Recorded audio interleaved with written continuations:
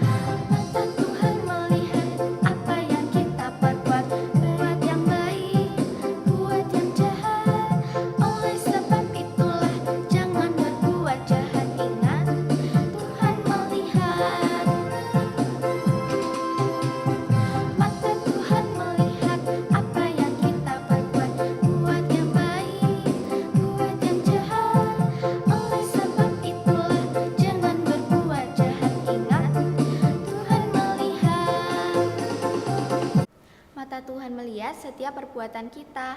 Hendaklah kita dengar-dengaran firman Tuhan. Kita siapkan diri kita untuk mendengarkan firman Tuhan sehingga kita bisa melakukan kehendak Tuhan.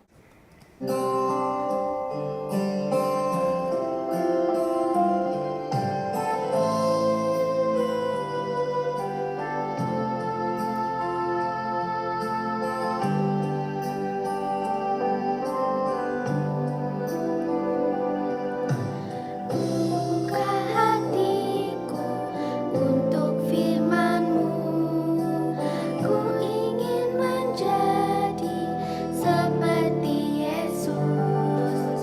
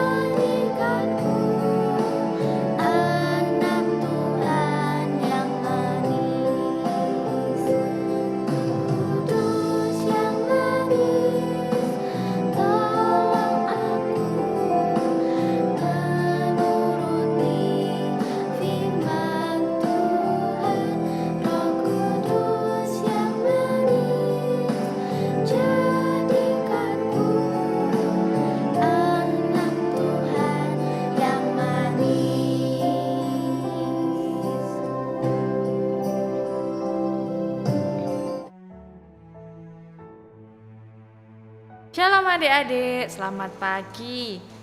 Nah adik-adik, sekarang kita tiba waktunya untuk apa? Mendengarkan firman Tuhan. Adik-adik sudah siap belum mendengarkan firman? Siapa yang sudah siap? Nah, Kak Jenny lihat kalian semua sudah siap. Kalau siap mau mendengarkan firman, kita harus gimana adik-adik? Diam, duduk tenang, buka hati pikiran kita untuk kita menerima firman Tuhan ya. Gak boleh ngobrol sana sini sama temennya, sama yang lain. Yuk kita siapkan hati kita untuk berdoa. Mari kita berdoa.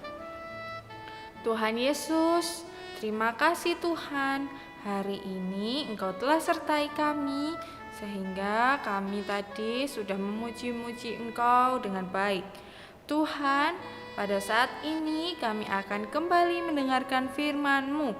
Tuhan sertai masing-masing kami, sehingga dengan firman Tuhan hari ini kami dapat lakukan dalam kehidupan kami hari lepas hari. Terima kasih Tuhan Yesus, kami telah berdoa.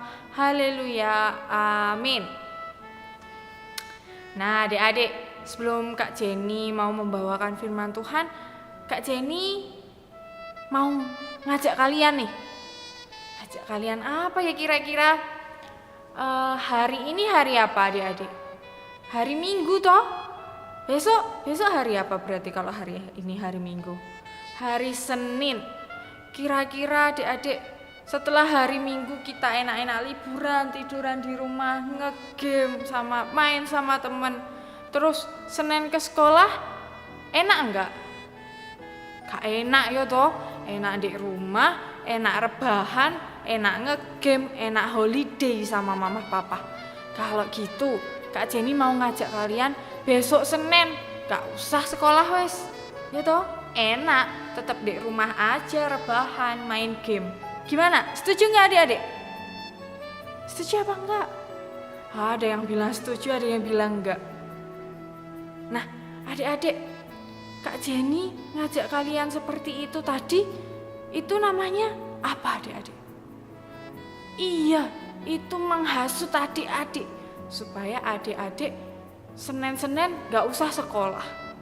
Nah, kira-kira nih, hasutannya Kak Jenny tadi baik atau buruk adik-adik? Yang pasti buruk ya adik-adik, karena mengajarkan hal yang tidak baik. Nah, kalau adik-adik yang kehasut, wah bahaya ini. Kalau yang nggak kehasut, oh good, anaknya Tuhan Yesus berarti. Nah, adik-adik, cerita Alkitab kita hari ini ada loh ternyata tokoh di Alkitab itu yang menghasut. Tapi kira-kira menghasutnya baik atau buruk ya adik-adik? Nah, kita mau simak bersama-sama ya cerita kita hari ini dengan tema hasutan jahat Demetrius. Loh, siapa ya Demetrius itu? Yuk kita mau buka Alkitab kita dari Kisah Para Rasul 19 ayat 23 sampai dengan 40. Adik-adik sudah buka Alkitabnya? Dari Kisah Para Rasul 19 ayat 23 sampai dengan 40. Sudah, kalau belum bisa minta tolong mama papa untuk membuka Alkitab ya adik-adik. Nah, untuk itu kita baca bersama-sama dengan kita saksikan video setelah ini. Kira-kira pada waktu itu timbul huru-hara besar mengenai jalan Tuhan. Sebab ada seorang bernama Demetrius, seorang tukang perak yang membuat kuil-kuilan Dewi Artemis dari perak. Usahanya itu mendatangkan penghasilan yang tidak sedikit bagi tukang-tukangnya.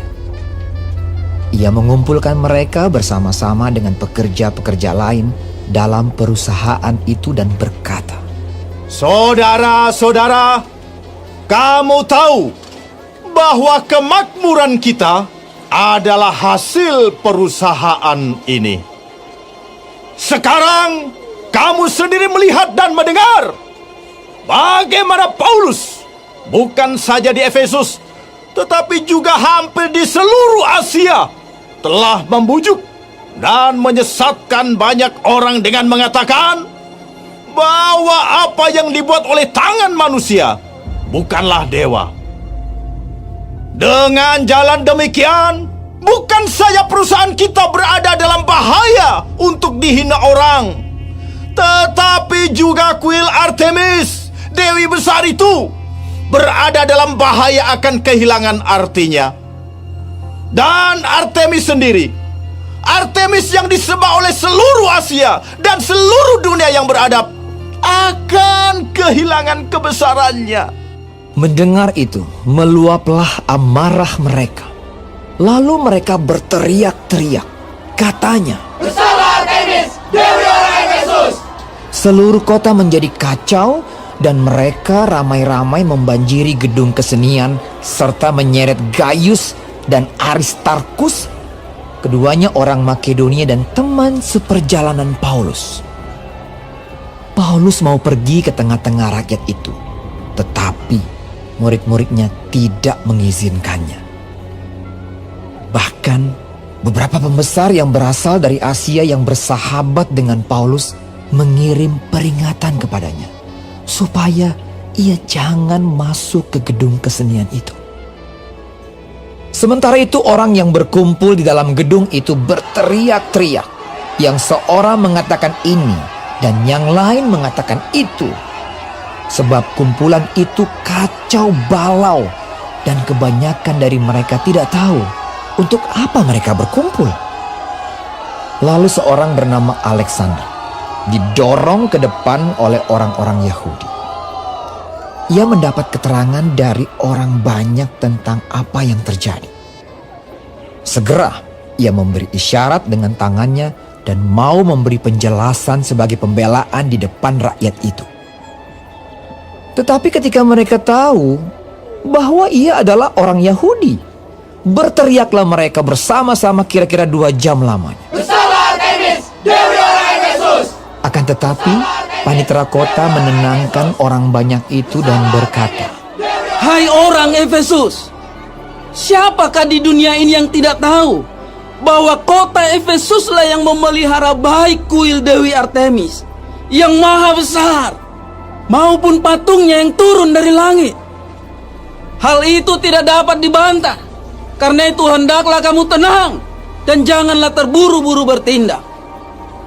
Sebab kamu telah membawa orang-orang ini ke sini, walaupun mereka tidak merampok kuil Dewi kita dan tidak menghujat namanya. Jadi, jika Demetrius dan tukang-tukangnya ada pengaduannya terhadap seseorang, bukankah ada sidang-sidang pengadilan dan ada gubernur? Jadi hendaklah kedua belah pihak mengajukan dakwaannya ke situ. Dan jika ada sesuatu yang lain yang kamu kehendaki, baiklah kehendakmu itu diselesaikan dalam sidang rakyat yang sah. Sebab kita berada dalam bahaya akan dituduh bahwa kita menimbulkan huru-hara pada hari ini, karena tidak ada alasan yang dapat kita kemukakan untuk membenarkan kumpulan yang kacau balau ini. dan dengan kata-kata itu ia membubarkan kumpulan rakyat itu. Nah, adik-adik, tadi kan kita sudah mendengarkan firman Tuhan. Nah, cerita hari ini tentang Bapak siapa adik-adik tadi? Iya, Bapak Demetrius. Nah, di Alkitab dikatakan adik-adik, Bapak Demetrius ini adalah seorang tukang apa? Tukang perak. Dia membuat kuil-kuilan Dewi Artemis dari perak. Dan usahanya itu mendatangkan penghasilan yang tidak sedikit bagi tukang-tukangnya. Nah, setelah itu adik-adik, kan usahanya Bapak Demetrius ini kan besar ya adik-adik. Buktinya dia punya tukang-tukang. Kalau dia nggak punya tukang-tukang berarti kan masih usaha kecil, usaha mikro gitu ya. Karena Bapak Demetrius ini mungkin kalau di zaman sekarang itu pesenannya ada banyak. Jadi dia mengumpulkan tukang-tukang untuk membantu dia bekerja. Nah, usahanya ini sudah besar. Dia membuat patung-patung itu untuk penghasilannya adik-adik. Nah, pada suatu ketika ada rasul bernama Bapak Paulus. Bapak Paulus ini datang ke Efesus dan mengajarkan tentang Tuhan Yesus yang hidup, bukan berhala atau patung-patung yang dibuat dari tangan manusia. Nah, kira-kira adik-adik, setelah Bapak Paulus mengajarkan bahwa dewi-dewi buatan tangan manusia itu bukanlah Tuhan yang sebenarnya, orang-orang yang menyembah Dewi Artemis ini tadi jadi berpindah haluan adik-adik. Berpindah haluan untuk menyembah Tuhan Yesus dan tidak menyembah berhala. Jadi banyak orang-orang yang meninggalkan menyembah berhala dan akhirnya mendengarkan pengajaran Bapak Paulus ini tadi dan akhirnya menyembah Tuhan. Dan hal ini adik-adik yang membuat Bapak Demetrius itu menjadi marah. Kenapa Bapak Demetrius marah? Ada yang tahu? Karena adik-adik, tadi kan Bapak Demetrius bekerja menjadi tukang perak. Dia yang membuat patung-patung di kuil Dewi Artemis. Nah, jika ada banyak orang yang menyembah Tuhan Yesus, maka patung-patung itu tadi kan gak laku. Jadi pendapatannya berkurang. Karena hal itu adik-adik, Bapak Demetrius ini pun menghasut orang-orang dan para pengrajin lainnya yang membuat patung-patung. Itu sama kayak Kak Jenny tadi, menghasut. Bapak Demetrius ini tadi juga menghasut orang lainnya dan pengrajin patung yang lain. Dia ngomong nih sama mereka, jika Paulus terus menyebarkan ajarannya, kita akan kehilangan mata pencaharian kita. Orang-orang tidak akan lagi membeli patung-patung Artemis dan kuil besar kita tidak akan lagi dihormati. Loh, setelah Bapak Demetrius ngomong kayak gitu ke orang-orang, apa? Iya, orang-orang terhasut. Karena hasutannya Bapak Demetrius ini, mereka menjadi marah-marah. Dan akhirnya orang-orang yang terhasut tadi berkumpul dan membuat kerusuhan di tengah-tengah kota. Kalau di zaman sekarang mungkin kayak demo gitu ya. Demo kan asalnya juga dari hasutan, adik-adik. Hasutan satu orang, provokasi satu orang. Terus akhirnya banyak orang yang ikut berkumpul di sana. Nah, demikian juga dengan Demetrius. Karena hasutan jahatnya Demetrius ini, orang-orang jadi berkumpul untuk ikut demo ya di tengah-tengah kota. Dan mereka ini berteriak-teriak adik-adik, "Agunglah Artemis Dewi orang Efesus." Kerusuhan terjadi semakin besar sehingga banyak orang yang tidak tahu mengapa mereka berkumpul di sana itu juga ikut-ikutan terlibat. Sama kayak kita biasanya. Kalau seumpama ada segerombolan orang berkumpul gitu, lihat kecelakaan. Nah, kita yang nggak tahu apa-apa, kita ikut mendekat toh, ikut melihat, ikut campur sama masalahnya. Nah, orang-orang di sana juga gitu. Awalnya yang ikut demo itu sedikit. Nah, lama-lama jadi banyak gara-gara apa? Orang yang tidak tahu apa yang terjadi, mereka juga ikut-ikutan merusuh di tempat itu. Terus, orang-orang yang ada di sana, mereka menyeret 2 orang sahabat Paulus, sampai 2 orang sahabat Paulusnya ini diseret, yaitu namanya Gaius dan Aristarkus. Nah, setelah itu orang-orang berteriak membuat keributan, tetap membuat keributan. Tapi ada satu penjabat kota yang bijaksana, dia maju ke depan dan menenangkan kerumunan. Akhirnya orang-orang yang ada di keramaian kota itu, di tengah-tengah kota yang sedang membuat kerusuhan itu akhirnya bubar satu persatu setelah ditenangkan oleh penjabat kota. Nah, adik-adik, kadangkala kita sebagai manusia itu berpotensi menjadi penghasut. Benar apa enggak adik-adik? Iya, pasti kita pernah menghasut teman kita untuk berbuat hal yang tidak baik. Contohnya apa? Mungkin kalau ada murid baru, kita di kelas itu ranking 1 terus. Ada murid baru, terus murid ini lebih pintar dari kita. Nah, kepintaran kita ini jadi terancam. Yang tadinya ranking 1 jadi ranking 2 digantikan murid yang baru ini. Kira-kira kalau kita di posisi terancam seperti itu, apa yang kita lakukan adik-adik? Pasti kita menghasut teman-teman kita yo. Kita ngomong, alah si murid baru itu loh bisa ranking 1 karena nyontoh. Aku lo tahu kemarin dia bawa RPN di nggone tangannya itu sehingga dia bisa ranking 1. Nah, kira-kira teman-teman yang mendengarkan hasutan kalian itu ikut-ikut kayak di cerita Alkitab ini apa enggak? Iya, ikut-ikut tidak suka dengan teman baru itu tadi. Karena apa? Karena mereka taunya teman ini pintar karena berbuat curang. Kadang-kala kita bisa loh adik-adik berpotensi seperti itu.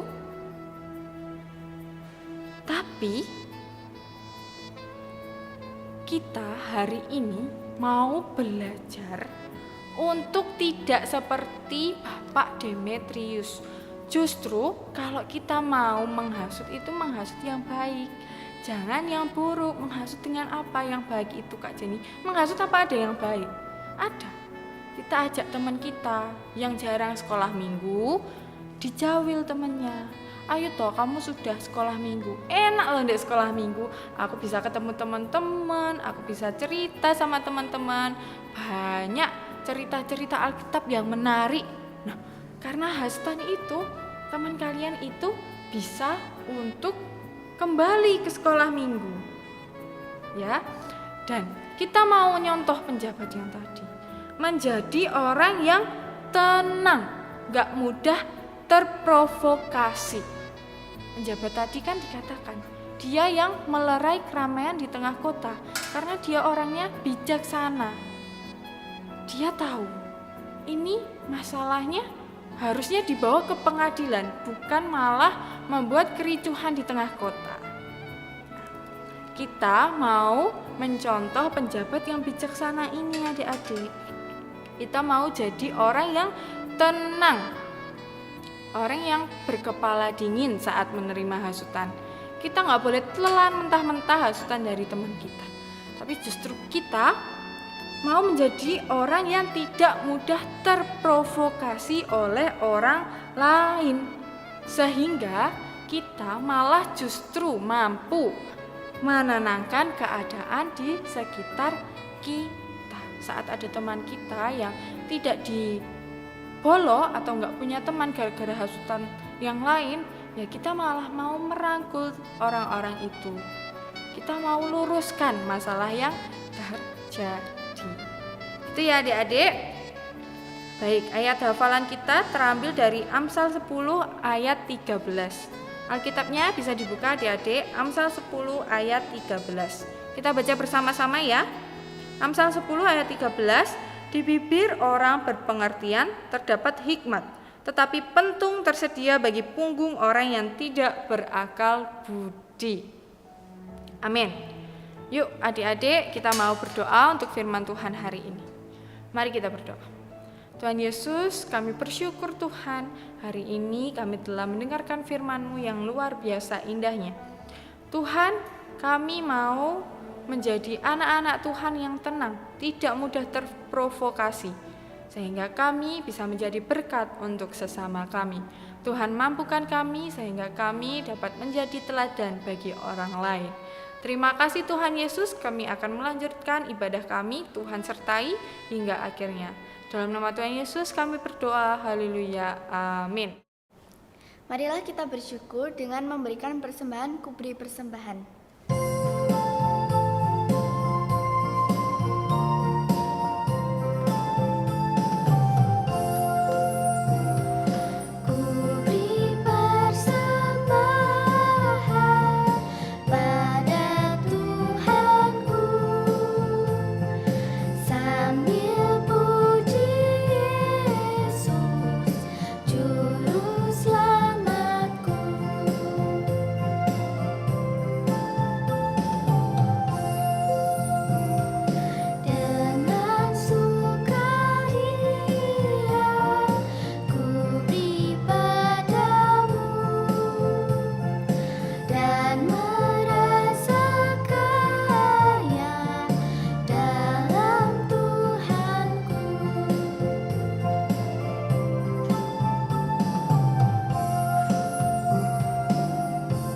Mari kita berdoa.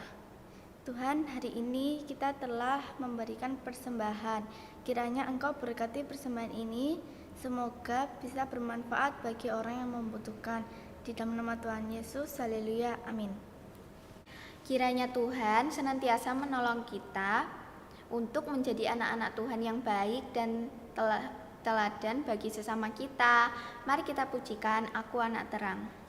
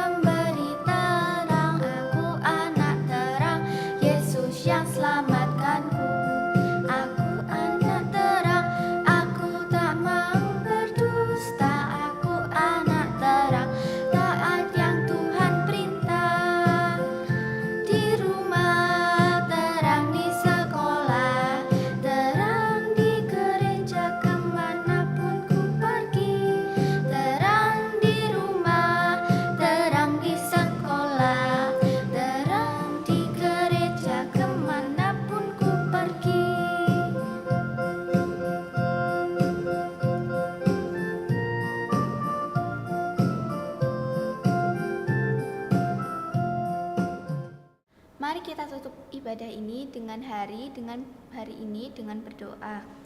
Tuhan Yesus, terima kasih karena Engkau telah menyertai kami dan memberkati kami selama ibadah ini dari awal hingga akhir ibadah. Kami sudah menyelesaikan itu semua dengan lancar ya Tuhan. Di dalam nama Tuhan Yesus kami sudah mengucap syukur, haleluya, amin.